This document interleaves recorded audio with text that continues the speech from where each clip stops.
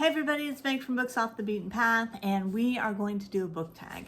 I was tagged by Book Buds, and I couldn't have been more delighted because I love them. I think they're hilarious. I don't remember the name of this tag. Sorry. I know they were tagged by somebody else, and it's kind of a long tag, and it can be a little bit complicated. So, but I think that I don't remember what it's called. I'll just be honest with you. But I will post all of the questions in my, sorry, that's in my eye. I will post all the questions in my description box so that when I tag you, you'll at least have the questions. Okay. So what we're going to do is they've got it divided into genres, but it's more personal. It's more personal learning about you. So I'm not really going to talk about books here. I'm going to talk about me, moi. So don't sign off just yet.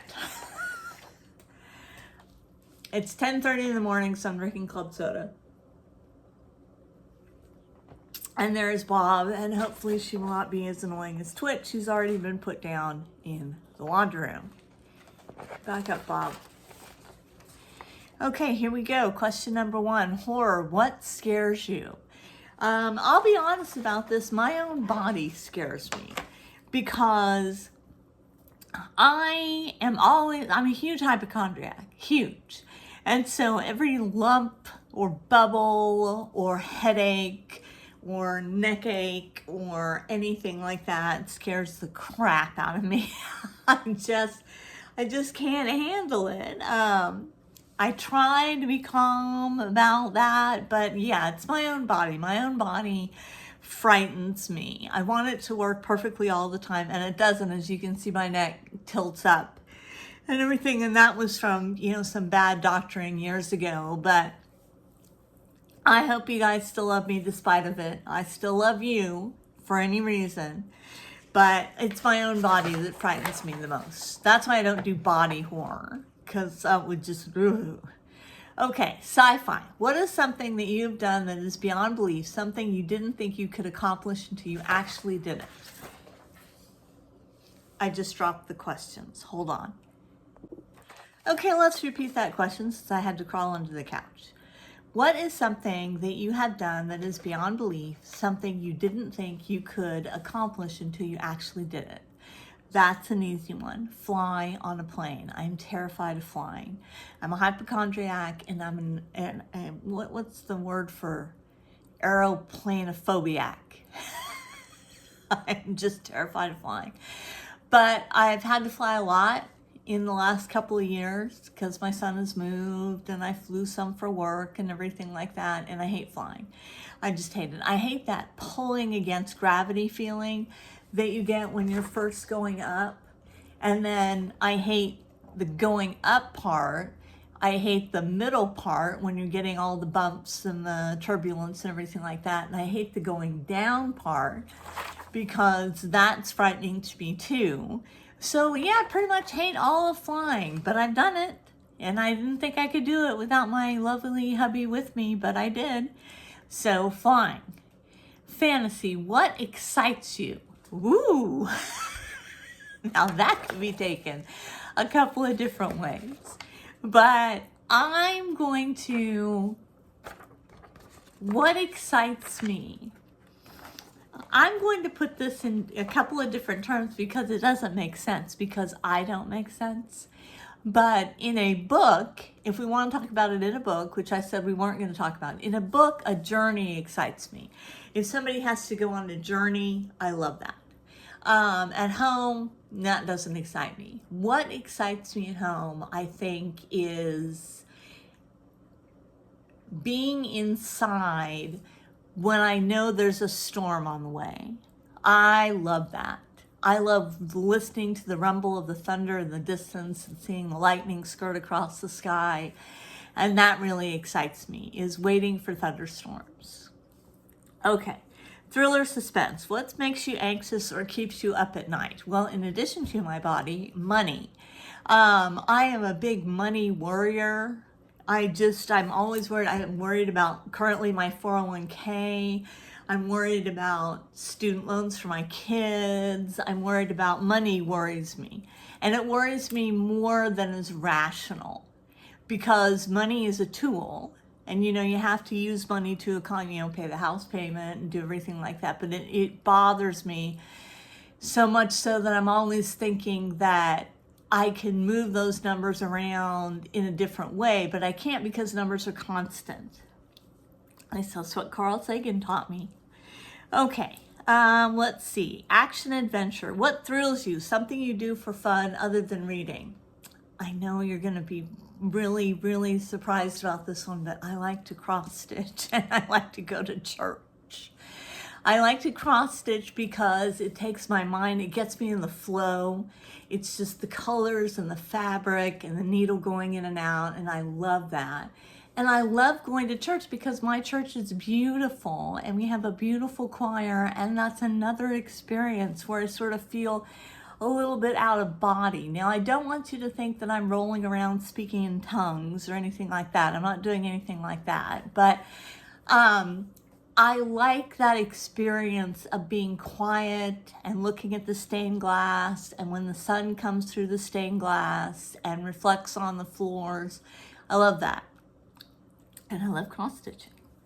Okay, mystery crime. What aggravates you? A problem you have to remedy every time it comes up. My mother. I love my mother to death, but my mother can have any kind of small problem and it is just becomes enormous to her. Like the toilet backing up becomes, all the plumbing has to be ripped out.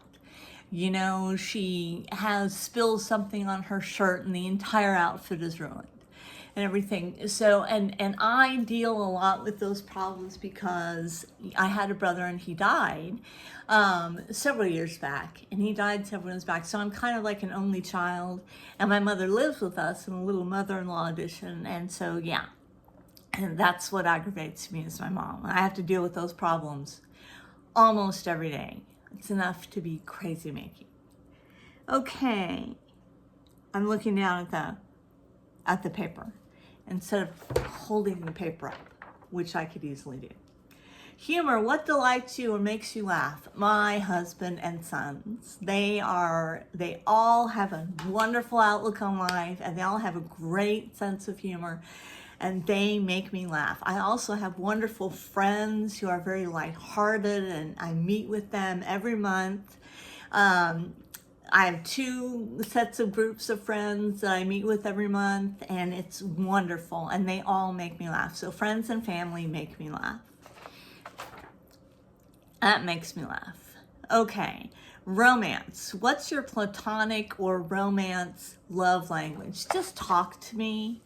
I'm a talker. You don't have to buy me anything. As a matter of fact, I don't want anything because I've got enough crap around here. Just talk to me.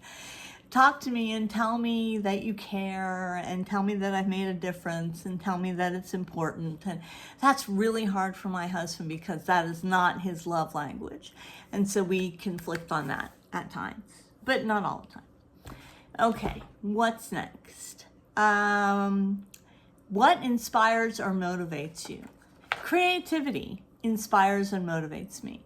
I love being creative. I love creative writing. I've already told you I love my cross stitch. I love baking and cooking. I've got a lot of homemade recipes that I've made up and everything like that. So being creative really inspires me, and seeing other people that are creative, like, oh, put me in an art gallery or a museum where I can see the dresses that they made by hand, or a modern art gallery where I can see the colors splashed against the canvas in a way everybody's like, oh, I could do that. No, but you couldn't.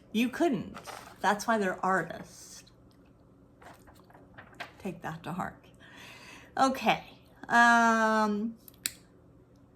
Anti-normative fiction, which I don't know what that is.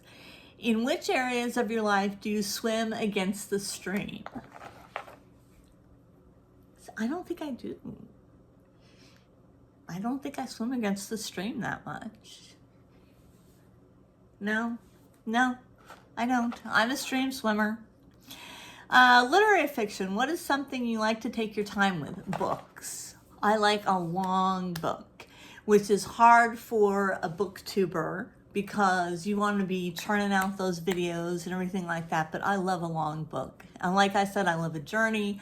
And if you combine a journey and a long book, it's just heaven for me. I love a long book. Okay, let's see. Poetry. What is something ordinary or mundane that you find beautiful or extraordinary? I would have to say my pets. My dog Moose, my cats Bob and Twitch, even though Twitch makes me crazy at times, and we all know that. But they are so graceful, and they are so loving, and they are so beautiful to look at and everything. I think my pets would fall into that. Okay, now I'm going to tag some people. I'm going to tag Mark. I'm going to tag Heather. I'm going to tag Philip. And I don't know who else I'm going to tag. Probably Jess. I don't know. Bernie. I'm not sure. I'm going to get on my computer now, load this up, and do a lot of tagging. So, and after I do that, my next video is I'm going to start to read some of my book to you guys because it has been overwhelmingly suggested that I do it. I'm excited about it. I want to hear what you guys think because remember, I want to be a writer and I want to be a good writer. So don't hold back, okay? Don't be mean, but don't hold back. Let me know if you like it, if you find it boring, whatever. Okay, that's all I've got to say, and I will check you later.